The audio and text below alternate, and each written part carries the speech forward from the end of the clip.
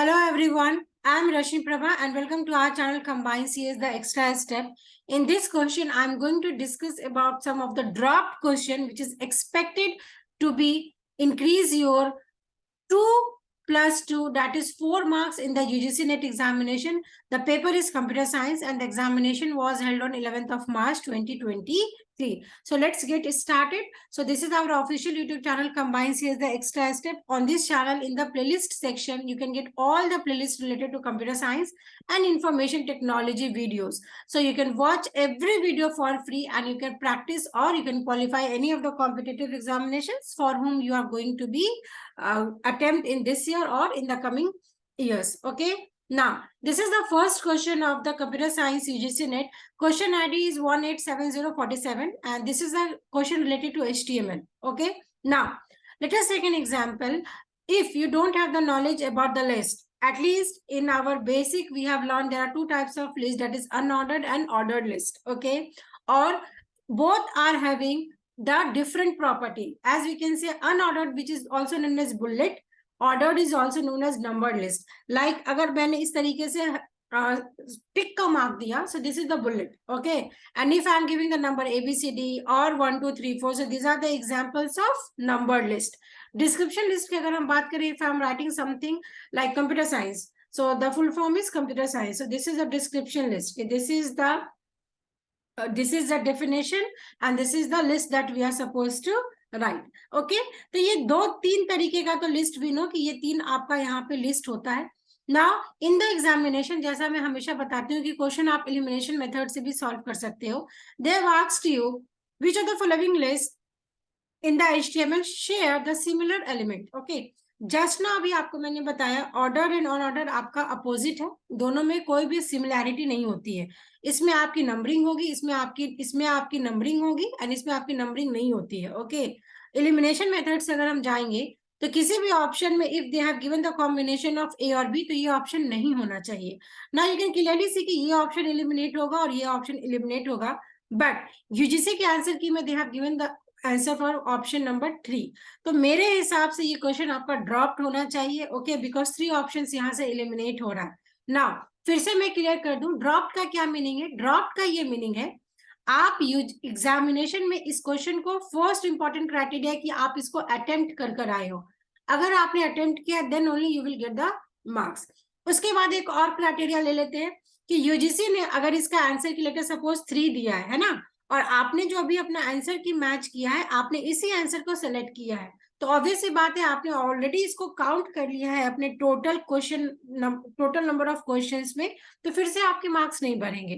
तो ये भी कुछ कंफ्यूजन होता है कि अरे ये ड्रॉप क्वेश्चन है बट स्टिल मुझे नहीं मिला, तो ये आपको डाउट नहीं होना चाहिए. If your score is now 85 okay out of 150 और आपका ये क्वेश्चन यूजीसी के आंसर की के अकॉर्डिंग सही है, इट मीन्स ड्रॉप होने के बावजूद भी आपके मार्क्स नहीं बढ़ेंगे.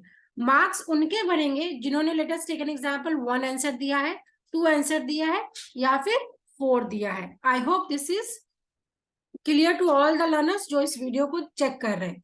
Now let us come to the second question. This is the question from the DBMS. Question ID is 187050, है ना.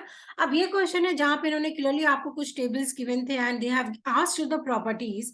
अब इस क्वेश्चन की अगर हम बात करें, so UGC answer is given R1 minus bracket under R1 minus R2. Okay, but option 1 is also correct. Now इस क्वेश्चन को एग्जामिनेशन में कैसे सॉल्व करना था, या फिर ड्रॉप होने के चांसेस में क्यों बोल रही प्रोबेबिलिटी हाई है, आप ऐसे समझिए what is the meaning of R1 minus R2. तो ये बेसिकली एक माइनस का ऑपरेशन है. ओके, माइनस ऑपरेशन मीन्स ये हमारा फर्स्ट है, ये हमारा सेकेंड आर्गुमेंट है. तो R1 में इन द फर्स्ट आर्गुमेंट वो सारे एलिमेंट्स प्रेजेंट होंगे जो कि R2 में प्रेजेंट है, उसको आप यहाँ से डिलीट कर दोगे. दैट इज जो भी कॉमन एलिमेंट है वो यहाँ से रिमूव हो जाएगा.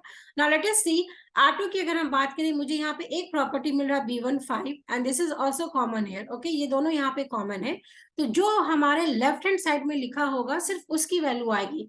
नाउ इस ऑपरेशन के बाद we are getting the value A1 9 C1 6 D1 this is I guess 11. ये आपको टेबल मिलेगा. अगेन इसके बाद इन्होंने यहाँ पे R1 माइनस लगाया है। ओके, अगेन R1 माइनस का ये मीनिंग है, अब इस R1 में तो ये चारों वैल्यूज आ जाएंगे, लाइक यहाँ पे A1 भी आएगा, B1 भी आएगा, C1 भी आएगा, D1 भी आएगा। इस पूरे में से आपको किसको माइनस करना है, that is the existing value A1, C1, D1। तो प्रॉपर्टी क्या बोलेगा, जो आपके राइट हैंड साइड में वैल्यू है वो जो लेफ्ट हैंड साइड में वैल्यू, वो वहां से कॉमन प्रॉपर्टी को वो कैंसिल आउट करेगा। इट मीन्स आपका यहाँ से कैंसिल हो जाएगा A1, C1 and D1. Now you will get only the value of B1. तो थर्ड में जो आंसर है इसका B1 का प्रॉपर्टी आएगा 5।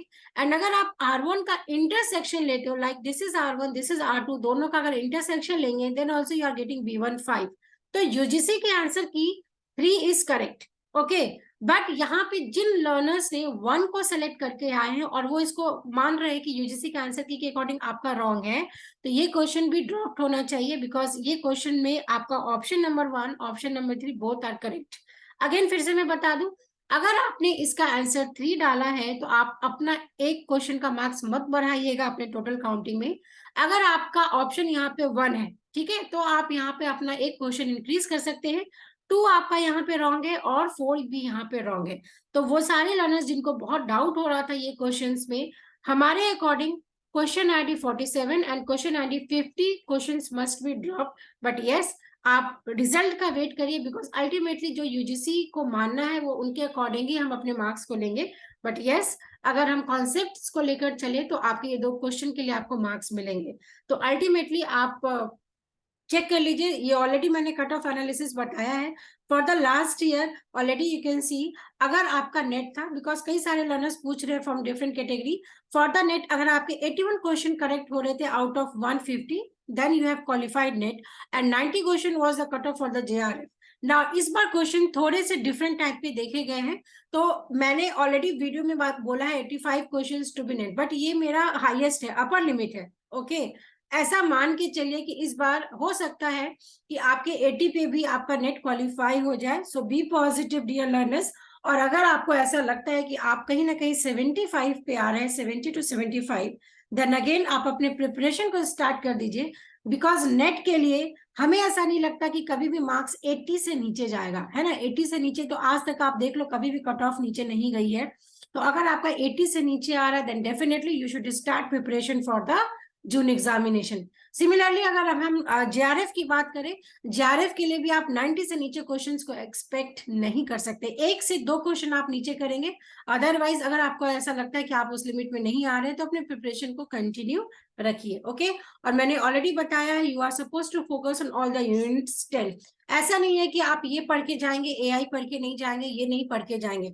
ऑल द 10 यूनिट्स का अपने आप में इक्वली वेटेज आया है, और ये प्रूफ हुआ है कि जिन लर्नर्स ने AI को या फिर कंप्यूटर ग्राफिक्स को छोड़ा है, इस बार बहुत ही इजी क्वेश्चन पूछा गया इन सारे टॉपिक से। तो for the next examination focus on all the 10 units. आपके पास अभी 2 मंथ्स का टाइम है, अच्छे से पढ़िए। Now there is another announcement कि if you want to enroll for our batch courses for NET, JRF और the SET examination, then this time you can enroll for unit wise। अगर ऐसा लगता है कि आपको सिर्फ TOC में प्रॉब्लम है, या फिर सिर्फ AI में प्रॉब्लम है, या फिर सिर्फ OS में प्रॉब्लम है, then at the minimum cost you can enroll for the unit wise। okay, and इसमें enroll करने पे आपको नोट्स भी मिलेंगे, लाइव क्लासेस मिलेंगे, आपके डॉट सॉल्यूशंस होंगे, and yes, from the last 5 year previous year question we are supposed to give you all the explanations। so this is our course, you can drop your query। और अगर आप full course भी चाहते हैं वो भी आप ले सकते हो, बिकॉज फुल कोर्स में पेपर 1 की आपको लेक्चर्स की रिकॉर्डिंग फ्री मिलती है। So that is the benefit to join combine CS। So this is our official social media presence. कोई भी डाउट हो इस नंबर पे आप कॉल कर सकते हैं, एंड यस, इस पे आप अपने डाउट्स को पोस्ट कर सकते हैं, एंड यूट्यूब को जरूर सब्सक्राइब करके रखें for all the notification. Thank you everyone for watching us, and stay blessed for more updates. Thank you so much.